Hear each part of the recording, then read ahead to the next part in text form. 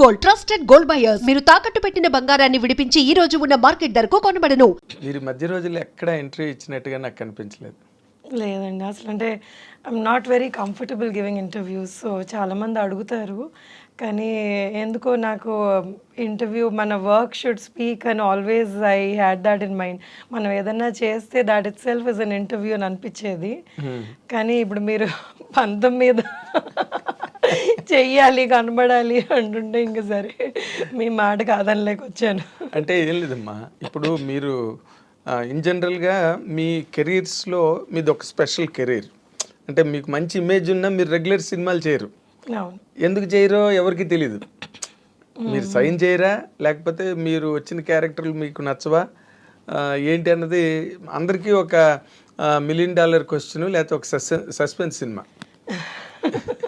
Suspense ఏం కాదండి. What happens is నాకు ఒక లుక్ ఉంది. సో చాలామంది ఈ లుక్ని మనం మార్చి వేరేలాగా చెయ్యాలి అన్న రిస్క్ చాలామంది డైరెక్టర్స్ తీసుకోరు. So most of the time what happens is మనం ఒక ఇమేజ్ సెట్ చేసుకుంటే ఆ స్టీరియోటైప్ అయిపోతుంది అనమాట. సో బిగినింగ్ నుంచి నేను ఒక చిన్న కామెడీ, కానీ ఒక మదర్ వదినగాను, మదర్ అంటే ఈ మధ్య చేస్తున్నాను, వదిన అక్క ఇవి చేయడం బట్టి ఏమైందంటే అందులో సెట్ చేసేసుకున్నారనమాట. సో ఏదైనా డిఫరెంట్ ట్రై చేయాలి అంటే that person should actually want to risk that అనమాట. వీటితో మనం చేయగలమా అన్నది వాళ్ళ కాన్ఫిడెన్స్ ఉండాలి. వాళ్ళకుంటే ఇంక చేయించుకోవడానికి మీకేం అభ్యంతరం ఉండదు. నాకేం ఉండదండి. అంటే కొన్ని చూడండి, ఇఫ్ యూఆర్ ఆస్కింగ్ మీ ఎలాంటి క్యారెక్టర్స్ అభ్యంతరం ఉంటాయి అంటే, నేను నా బాడీ లాంగ్వేజ్ సెట్ కానివి అలాంటివి ఏమైనా అభ్యంతరం ఉంటాయేమో కానీ, బట్ అదర్వైజ్ యాక్టర్కి ఏ క్యారెక్టర్ వచ్చినా కానీ మనం చెయ్యాలనే ఉంటుంది కదా, వదిలేయాలని అయితే ఉండదు 100%. కానీ అంటే ఇప్పుడు మీరు ఆనంద్ సినిమా నుంచి స్టార్ట్ అయితే అంతకుముందు నార్మల్గా డాలర్ డ్రీమ్స్ బిగినింగ్, తర్వాత ఆనంద్తో మీరు బాగా ఎస్టాబ్లిష్ అయ్యారు. అందులో డైలాగ్ ఉంటుంది కదా, ఎవరు పేరు చెప్తే అని చిరంజీవి గారు ఇంద్ర సీన్ వేసి నువ్వు సినిమాలు ఎక్కువ చూస్తా అన్నాడు. ఆ డైలాగ్ ఎంత పేలిందంటే థియేటర్లో. ఇప్పుడు కూడా ఎవరైనా సినిమాల గురించి మాట్లాడితే నువ్వు సినిమాలు ఎక్కువ చూస్తున్నావు. అవును, చాలా ఏళ్ళు చాలా మంది అది ఓత్పదం అయిపోయింది చాలా మందికి. అంటే మీరు ఆ జోనర్ క్యారెక్టర్స్ అంటే బాగా బోర్ కొట్టేసిందా మీకు? ఆనంద్ తర్వాత అలాంటి క్యారెక్టర్ అసలు హార్డ్లీ చేశాను, నేను చేయలేదు అసలు. Anand was one of the characters అంతే. దాని తర్వాత ఆనంద్ లాంటి క్యారెక్టర్ పడలేదు కూడా. పడలేదు ఆఫ్ కోర్స్. బట్ మీరు తర్వాత రన్ ఆఫ్ ది క్యారెక్టర్స్ ఏవైతే ఉన్నాయో వాటితో మీరు కంఫర్టబుల్గా లేరండి? ఉన్నాను. అంటే ఇప్పుడు ఆనంద్ తర్వాత ఏమైంది అంటే, నేను ఆనంద్ తర్వాత ఇమీడియట్గా సినిమాలు చేయలేదు. ఎందుకంటే I had my baby and దాన్ని చూసుకోవడం వల్ల నేను కొన్ని 1-2 ఇయర్స్ చేయలేదు. దాని తర్వాత when I was back to Hyderabad, నేను బెంగళూరు నుంచి హైదరాబాద్ షిఫ్ట్ అయిన తర్వాత ఐ థాట్ ఎందుకు నాకు దేవుడు ఇచ్చిన అవకాశం ఎందుకు దీన్ని వదులుకోవాలని మళ్ళీ ఐ రీస్టార్టెడ్ మై కెరియర్ అనమాట ఆనంద్ తర్వాత. దాని తర్వాత కొంచెం చిన్న సినిమాలు అవి ఇవి పడుతుండగా బొమ్మరిల్లు ఇలాంటి సినిమాలు పడ్డాయి. సో బొమ్మరిల్లు కూడా నాకు మంచి పేరు తెచ్చింది, సినిమా హిట్ కాబట్టి. అవును, అది ఒక కల్ట్ ఫిల్మ్ కదా బొమ్మరిల్లు. అబ్సల్యూట్లీ అవును. సో తర్వాత వచ్చిన రోల్స్ అన్ని మీరు కంఫర్టబుల్ గానే ఫీల్ అయ్యారా, లేదా ఫోర్స్డ్గా చేశారా? ఫోర్స్డ్గా ఏమి చేయమండి. కానీ ఓన్లీ థింగ్ ఏంటంటే, ఇంకా కొంచెం చేసి ఉండి ఇంకా కొంచెం క్యారెక్టర్ మనది బాగా ఎలివేట్ అయ్యి ఉంటే, లేకపోతే మంచి క్యారెక్టర్ ఉంటే బాగుండు అని అనిపించేవి చాలా ఉన్నాయి సినిమాల్లో. కొన్ని మంచి సినిమాలు చిన్న క్యారెక్టర్ పడేది. సో అయ్యో ఇంత పెద్ద సినిమాలో ఇంకొంచెం పెద్ద క్యారెక్టర్ పడి ఉంటే బాగుండు అన్న ఫీలింగ్ ఎవరికన్నా ఉంటుందేమో. ఏంటి ఆ సినిమాలు మీకు ఎలా అనిపించింది?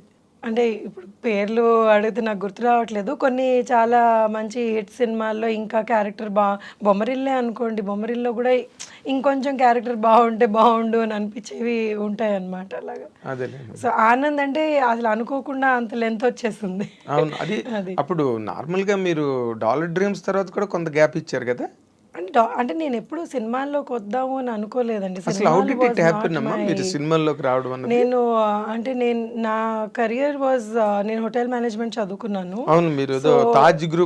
అవును, అక్కడ చేసేదాన్ని ఫ్రంట్ ఆఫీస్లో. సో శేఖర్ వాళ్ళ కో ప్రొడ్యూసర్ సునీత గారు అని, సునీత తాతి అని ఒక ఆవిడ ఉన్నారు. ఆవిడతో వచ్చి లంచ్కో దేనికో వచ్చారు, లేకపోతే ఆవిడ లంచ్కి వచ్చారు. So they saw me there అనమాట. అరే ఈ అమ్మాయి బాగుంటుంది, మనం సినిమా చేస్తున్నాం కదా, ఈ అమ్మాయిని అడుగుదాము అని అడిగారు. సో వీళ్ళు ఏం అడుగుతున్నారో కూడా నాకు అర్థం కాలేదు అప్పుడు. సో నా క్లాస్మేట్ ఒక అబ్బాయికి చెప్పాను, హాయ్ ఇలా అడుగుతున్నాను, చాలా చిన్నదాన్ని అప్పుడు, ఇలా అడుగుతున్నా, ఏముంది ఏం పోతుంది ఆడిషన్ అంటే పోదాం పదా బైక్ మీద వెళ్ళాం ఆడిషన్. సో అది వాళ్ళు ఫ్లాట్లోనో ఇక్కడ చేశారు. మేము అనుకున్నాం ఏంటి ఫ్లాట్లో ఆడిషన్స్ ఏంటో, అసలు ఆడిషన్ అంటే కూడా తెలియదు.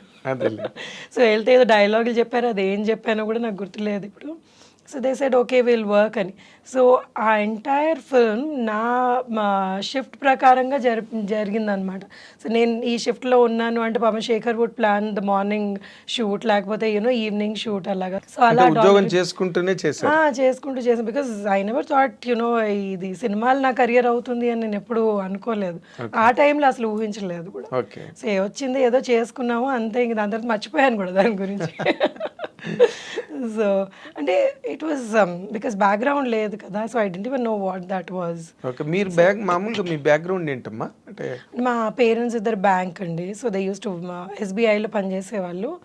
అండ్ మా గ్రాండ్ పేరెంట్స్ కానివ్వండి ఏమన్నా వాళ్ళందరూ ఎంప్లాయీస్ అనమాట. ఒక సినిమాకి సంబంధించిన వాళ్ళు ఎవరు లేదు, అస్సలు కనెక్షనే లేదు.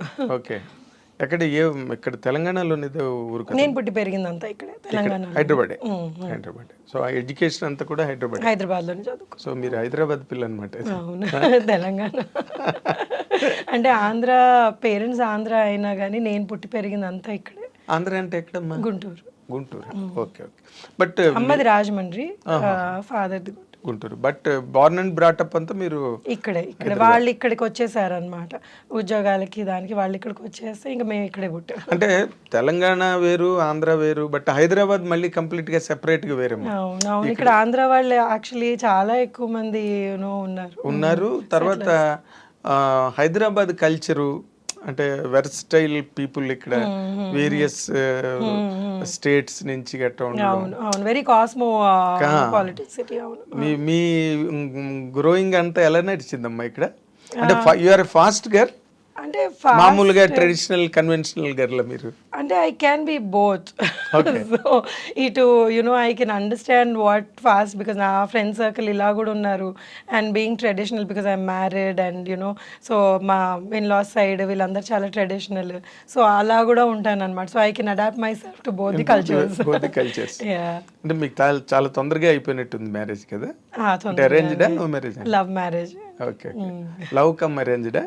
Love come arranged. Absolutely right. అదే అంటే వెంటనే మిస్ అయిపోయి వెళ్ళిపోయి చేసుకున్న కైండ్ ఆఫ్ మ్యారేజ్ కాదు, అందరికి తెలిసి. అవునవును, పెద్దవాళ్ళకి చెప్పే చేసుకున్నాం. అంటే ఇప్పుడు వాళ్ళ పేరెంట్స్ కూడా తను కన్విన్స్ చేసి, వాళ్ళు కొంచెం ఇబ్బంది పడ్డారు ఎందుకంటే తెలుగు అమ్మాయి అని, వాళ్ళు తమిళియన్స్. తెలుగు అమ్మాయి అని కొంచెం వాళ్ళు they were not very comfortable. But my husband's cousins and all చాలా వాళ్ళని కన్విన్స్ చేసేసి, లేదు మంచి అమ్మాయి, అదే నబ్బడిలో మంచి జడ ఎవరికి తెలియదు కదా, సో కన్విన్స్ చేసి అందరూ నటిస్తారు కదా పెళ్లికి ముందు, తర్వాత పెళ్ళి అయిన తర్వాత కదా. అయ్యో మరి అంటే నటిస్తారు అని ఏం కాదు, అంటే జనరల్ గా పెళ్లికి ముందు అందరూ ఎవరి బార్డర్స్ లో వాళ్ళు ఉంటారు. They want be good, best side portray చేస్తుంటారు. పెళ్ళేక అసలు సినిమా స్టార్ట్ అవుతుంది. అవును, అబ్సల్యూట్లీ రైట్. కానీ ఇంకోటి ఏమైతుందంటే యాజ్ యూ గ్రో కదండి, they are lot of things that change with in us also. మన వ్యక్తిత్వం చేంజ్ కాదు కానీ కొన్ని మనకి మనం వాట్ వి ప్రయారిటైజ్ ఇవన్నీ చేంజ్ అవుతూ ఉంటాయి. సో పెళ్ళైన వెంటనే లేదు మనకి ముందు ఒకలాగా ఉన్నావు ఇప్పుడు ఒకలాగా ఉన్నావు అంటే we can't even say that. ఎందుకంటే ఎవరి జర్నీ వాళ్ళది, ఆ జర్నీలో వాళ్ళు మారుతూ ఉంటారు. సో అది యాక్సెప్ట్ చేసి if you're still together then that's the marriage కదా. మనం లేదు మనకు సెట్ కాలేదు అంటే you have to be prepared for such things. కొన్నిసార్లు సెట్ అవ్వవు. ఈ చేంజెస్ లో కొన్ని డిఫరెన్స్ వస్తుంటాయి. మీకు ఎప్పుడు you are happy, comfortable in my marriage? And my marriage అయ్యి ఇప్పటికి 24 years అండి. So we did have ups and downs లేని మ్యారేజెస్ ఉండవు కదా. సో అప్స్ అండ్ డౌన్స్ ఉన్నాయి. We use to fight and again లేదంటే లవ్ మ్యారేజ్ లో అదొకటి ఉంటుంది ఎక్కడో. నువ్వేంటి మాట్లాడేది, సో నువ్వు ఎక్కువ అంటే నేను ఎక్కువ అన్న ఫైట్స్ చాలా. ఓకే. చాలా ఉంటాయి. ఇప్పటికీ మా డాటర్ అంటుంది, ఇప్పుడు ఇంట్లో పనోళ్ళు కొట్టుకుంటారంటే మీరిద్దరు వారు ఆపండి ఆపండి అని.